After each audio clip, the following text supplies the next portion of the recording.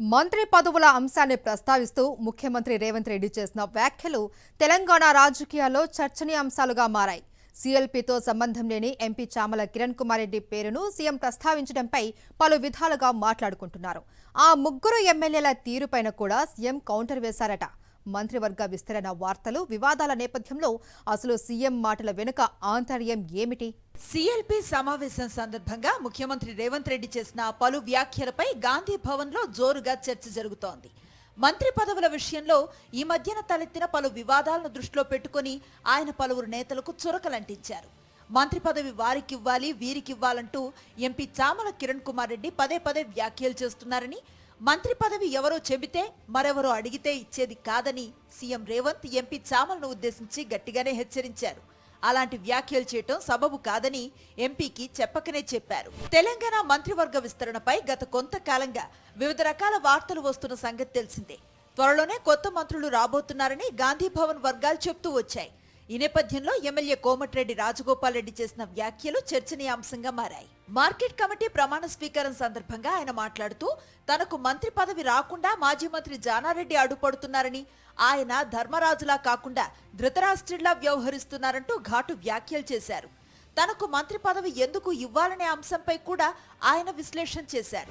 రాజగోపాల్ రెడ్డి వ్యాఖ్యల తాలూకు గొడవ సద్దుమనగకు ముందే 3 రోజుల క్రితం మంచిర్యాలలో నిర్వహించిన పార్టీ కార్యక్రమంలో మాట్లాడిన ఎమ్మెల్యే ప్రేమ్సాగర్ రావు ఎమ్మెల్యే గడ్డం వివేక వెంకటస్వామిని ఉద్దేశించి వివాదాస్పద వ్యాఖ్యలు చేశారు.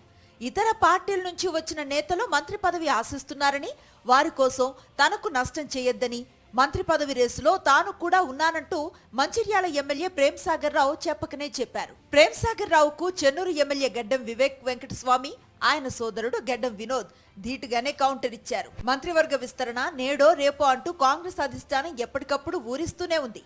ఈ నేపథ్యంలో సందు దొరికినప్పుడల్లా చాలా మంది కాంగ్రెస్ నేతలు మంత్రి పదవి దక్కించుకోవటంపై వ్యాఖ్యలు చేయటం, అవి కాస్త వివాదం కావటం జరుగుతూనే ఉంది. ఆ వివాదాలు విపక్షాలకు అస్త్రాలుగా కూడా మారుతున్నాయి.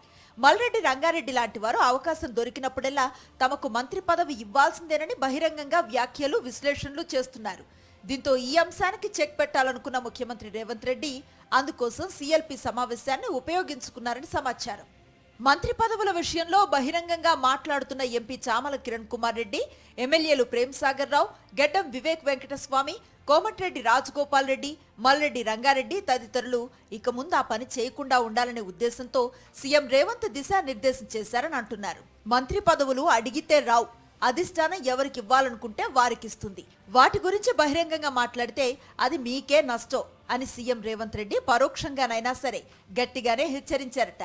వాస్తవానికి ఎంపీ చామల కిరణ్ కుమార్ రెడ్డి సీఎం రేవంత్ రెడ్డికి అత్యంత సన్నిహితుడు.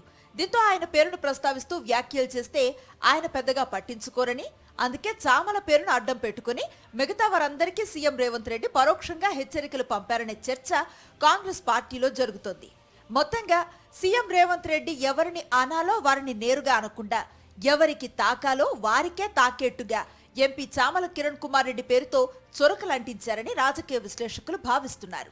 సీఎం తాజా హెచ్చరికలతో అయినా మంత్రి పదవులకు సంబంధించిన వివాదాస్పద వ్యాఖ్యలకు ఫుల్ స్టాప్ పడుతుందేమో వేచి చూడాలి.